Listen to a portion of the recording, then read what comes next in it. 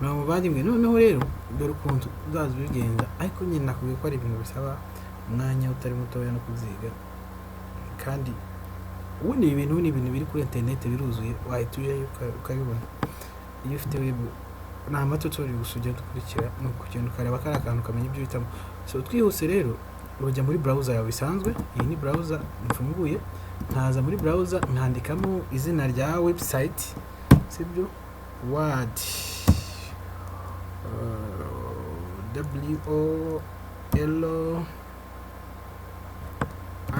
wolrcc.org.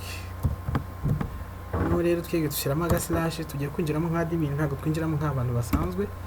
noneho rero kugira ngo winjiremo nk'admin wongeramo biriya bintu ngiye kongeramo, ukavuga ngo admin oya slash ukandikamo wp ugashyiraho kariya kantu kugira ndi kubyandika ukandika admin. So warangiza rero ugakora enter, kakuzanira ka kantu ugiye kwandikamo password na ntuzi username na password. urabona ko username yawe ni admin, sindi ndabyandika. Password yawe n'ubundi yari isa nkaho irimo hano, urayibona ngize gutya hano urayibona ni Jesus. Ni iriya nyine urayandika, kuvuga ko Jesus iri muri capital letter, ngiye nabishyizemo kugira ngo ntazajya nirushya. ni uko nguko ibi byombi, iyi ni username admin ni uko yanditse, iyi ni password Jesus at 250. urabona yuko G itangirwa na lettre iri majuscule. So ugahita ugira login, umara ku loginga in, mfite internet iri kugenda gahoro, niyo mpamvu kuvugana byari byagoranye. Tugeze gatoya ukuri iraje yije rero nuko biza. So wowe nk'umuntu utangira ibi bintu byose ugomba kuzabimenya. Ibi byose biri hano ku ruhande rw'iburyo, rw'ibumoso nako wowe uhituza kuri aka gatangira ka mbere kitwa ngo post. Post ukayikirikaho ikaguha post, ikaguha add new, ikaguha categories, ikaguha na tag. utuntu ugomba kuzajya ugenda umenya. Sinzi hano niba nanditse ntabishaka. Okay, hano kuri post rero urabona ko iduhaye ibi ngibi. Ndahita nkirika hano kuri add new, urayibona kuri cursor urayibona. none uhaze gutya hano uhita ushyiraho title yawe. dore kanje nka hano chake nka article nshake nka article kuri Google abantu banditse wenda mvuge ngo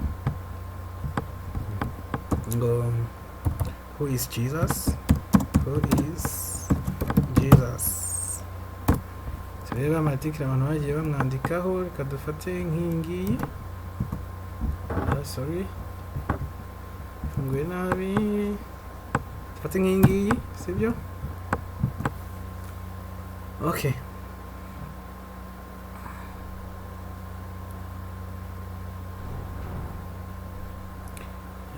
who is Jesus? So nkano baravuga ngo Jesus performed miracles that had never been seen before. Is Jesus God? Kadwenda duhere nko kuri kano ka mbere. Ending nyite title ndayikopiye. Yeshi nyamubwira ngo kwandikira hanze ni byiza. Wenda nyishyira hano kuri title, wenda article is Jesus God.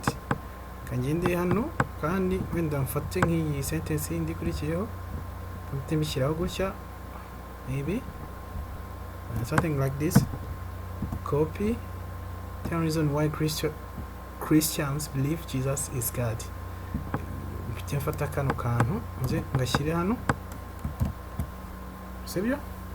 urayibona hano umuntu ashobora kwadingamo ibintu byinshi. You can add pictures, you can add ibintu byinshi cyane genda biherekeza. ushobora kwinsatingamo ikintu ushaka, ushobora kwadingamo link, ushobora kwadingamo whatever you want. harimo utuntu twinshi cyane, utuntu ugenda biga ukazatumenya. So muri makeya mfite article yanjye irarangiye imeze gutya.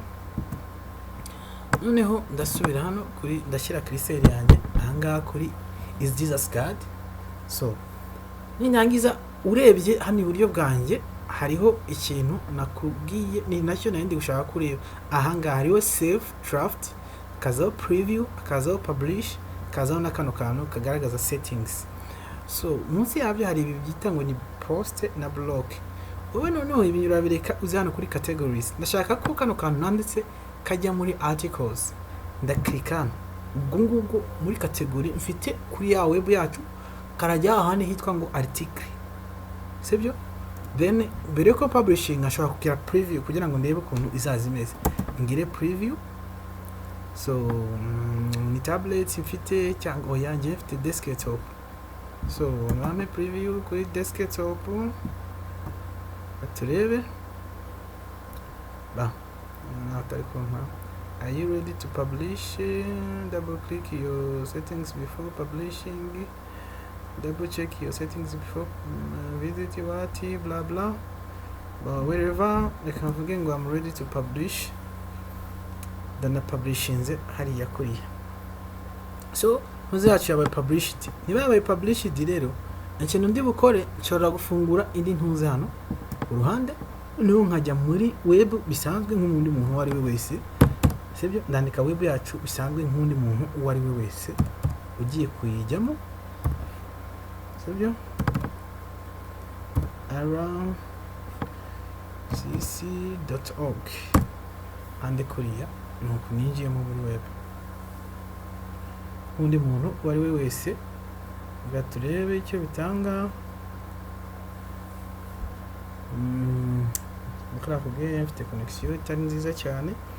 Urabona ko web yacu yaje. Bon, no kuvuga ngo muri web yacu ariho home page. Bon. Ariho home page ariko article yacu twayishize hehe? Turajya hano muri articles niho nayishyize. Ndagira gutya. Urabona ko article yanjye yahageze. Ndetse kuyibona iyi ni article